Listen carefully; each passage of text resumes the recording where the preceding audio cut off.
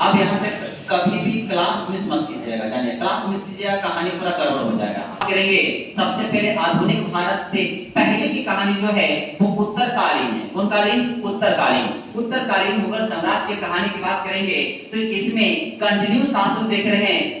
1526 से लेके 1707 तक जो शासक आते हैं वो अच्छे शासक होते हैं, लेकिन उसके बाद औरंगजेब की मृत्यु के बाद उसका बेटा जो है वो बेटा कौन है? बहादुर शाह फर्स्ट। इसके बाद कंटिन्यू शासक हैं, जैसे याद करने तरीका जो है बीजेपी। बीजेपी कौन है? मां स कबड़े हल्का खींच देना है स, तो दो स हो जाएगा, खींच देना पकड़ के। तो बी से बोलेंगे बहादुर शाह फर्स्ट, जे से बोलेंगे जहादर शाह, पी से बोलेंगे फरुखसियार, एम से बोलेंगे मोहम्मद शाह, ए से बोलेंगे अहमद शाह, ए से बोलेंगे आलमगीर द्वितीय, ए से बोलेंगे शाहजहां तृतीय, और बोलेंगे ए से बोलेंगे शाह आलम द्वितीय, अब बोलेंगे अकबर द्वितीय, अब बहादुर शाह द्वितीय। ये जो क्रमबद्ध देखे हैं उसी में से पहला जो शासक है वह है बहादुर शाह। बहादुर शाह की बात कहा जाता है कि इसका पिता कौन है? औरंगजेब। जब औरंगजेब का जब मृत्यु हो जाता है 1707 में मृत्यु हो जाता है तो उत्तराधिकार का लड़ाई होता है, और ये अपने भाई के साथ ही 63 वर्ष की अवस्था में 2 साल लड़ता है। मोहम्मद आजम और काम बख्श के बीच में लड़ता है और ये दोनों को हरा देता है। हराने के पीछे जो रीजन देख रहे हैं, सिख गुरु जो है गुरु गोविंद सिंह जी, गुरु गोविंद सिंह को सिख धर्म को बहुत अच्छा मानते थे। गुरु गोविंद सिंह इसको सपोर्ट किए, जिसके कारण इन्होंने सिख धर्म को कुछ मनसब देने का भी काम किया।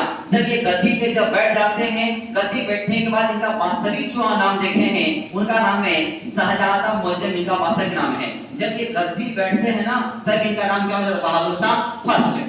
अब यहाँ से बात करेंगे कि इन्होंने जब गुरु गोविंद सिंह का जब मृत्यु होता है तो बंदा बहादुर आता है सिख धर्म में। बंदा बहादुर जैसे आता है तो ये पंजाब क्षेत्र में हमला कर देता है बंदा बहादुर। ये बातें बंदा इसको बहादुर साहब को समझ नहीं आता, लेकिन अब यहाँ पे ये दोनों मिला हुआ। सोचिए कि सिख धर्म को मानने वाला व्यक्ति है, लेकिन फिर भी किससे लड़ेगा? सिख धर्म से। और बंदा बहादुर ने इसे युद्ध क्षेत्र में इसको मार देने का काम कर दिया, बहादुर साहब फर्स्ट। इसी कारण आप देखोगे कि इस बहादुर साहब को उपाधि था, तो बात करेंगे साहिब अकबर। ये शासक होते हुए भी अपने आप को शासक नहीं मानता था, उचित काम नहीं करता था। इसका मृत्यु हो चुका है। इसकी मृत्यु के बाद आता है जहादार शाह। जहादार शाह जैसी गद्दी बैठा है तो गद्दी बैठते समय कौन व्यक्ति है? ईरानी व्यक्ति जिसका नाम है जुल्फिकार। इसी के सपोर्ट से ये गद्दी बैठा हुआ है। जैसी गद्दी बैठता है तो ये जुल्फिकार को प्रधानमंत्री का पद दे दिया है, और मंत्री का प्रधानमंत्री का पद दे दिया। और इसका एक मेन मकसद था कि मराठा को संरक्षण देना, मराठा को अच्छा तरह से मानता था। यहाँ पे साहू जी को बोला कि आप सर देशमुखी जैसा आपका टैक्स ले, तो इन्होंने टैक्स लेना शुरू कर दिया। चौथ जो टैक्स था चौथाई यानी कि 1/4 25%, सर देशमुखी बोलेंगे 10% टैक्स था। चौथ ऐसा जगह था जो मराठा के अधीन क्षेत्र में आता था। दूसरी बात बोलेंगे सरदेश मुखी वैसा था जो मराठा के प्रत्यक्ष तौर पे या अप्रत्यक्ष रूप से कब्जे में था, वहां पे ये टैक्स लेने का काम कर दिया।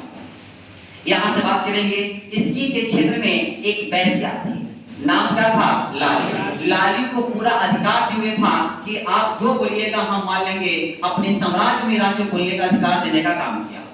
इसी ने अपने वित्तीय सुधार करने के लिए इजारा पद्धति लाया, इजारा सिस्टम लाया। इजारा सिस्टम क्या था? भू राजस्व टैक्स था। ये इजारा जो था जितने भी होते थे जमींदार सबको एक जगह बैठा के बोला जाता था कि जो एरिया है इस एरिया से सबसे ज्यादा टैक्स लाके कौन देगा? जो सब ज्यादा बोलता था उसी को यहाँ पर इसको दे दिया जाता था। इस तरह से वित्तीय सुधार करने का काम किया।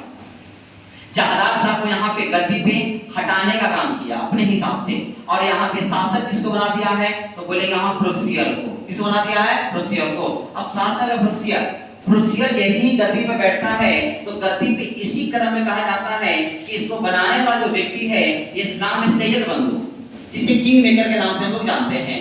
सैयद बंधु बोलेंगे अब्दुल खान और हुसैन अली, ये दो व्यक्ति हैं जो सैयद बंधु के भाई हैं। ये दोनों के संपर्क से ही फरुखसियार यहाँ पे गद्दी पे बैठा हुआ है। फरुखसियार जैसी गद्दी बैठता है उसी समय स्थिति ऐसा आता है कि 1715 ईस्वी में भारत में एक शिष्टमंडल आता है जॉन सोमन के नेतृत्व में। इसके साथ शिष्टमंडल में डॉक्टर भी जिसका नाम है मिल्टन। लेकिन पता चलता है कि फरुखसियार जो देखे हैं ये क्या होता है, घाव से पीड़ित होता है। कहता है कि मेरे पास डॉक्टर बड़ी बढ़िया है, इलाज हो जाएगा। इलाज मेंटेन इसका जब करता है तो पता चलता है कि घाव इसका ठीक हो जाता है, जिसके कारण ये खुश होकर ये ब्रिटिश सिक्का यहाँ पर न देता है। जो ब्रिटिश लोग का जो सिक्का है उसको मर्यादा दे दिया कि आप अपना सिक्का यहाँ प्रयोग कर सकते हैं। दूसरी बात है व्यापार की आजादी। किसे आजादी? व्यापार की आजादी दे देने का काम कर दिया गया और कहा गया इसी दोनों आदेश को ईस्ट इंडिया कंपनी का मैग्ना कार्टा के नाम से जाना गया। अब इसी संवाद को लेते हुए यहाँ पे है इसे घृणित कायर कहा गया। तब बोलेंगे घृणित कायर। अब यहाँ पे जो सैयद बंधु जो आप देख रहे हैं, सैयद बंधु ने ही दोनों भाई बहन के बालाजी यानी मराठा साम्राज्य बालाजी के सहयोग से इसको पद से हटाने का काम किया। इस तरह से प्रोसीजर समाप्त होता है। इसके बाद जो नेक्स्ट बात देंगे वो रहेगा मोहम्मद शाह। कौन सा? मोहम्मद शाह। ठीक है।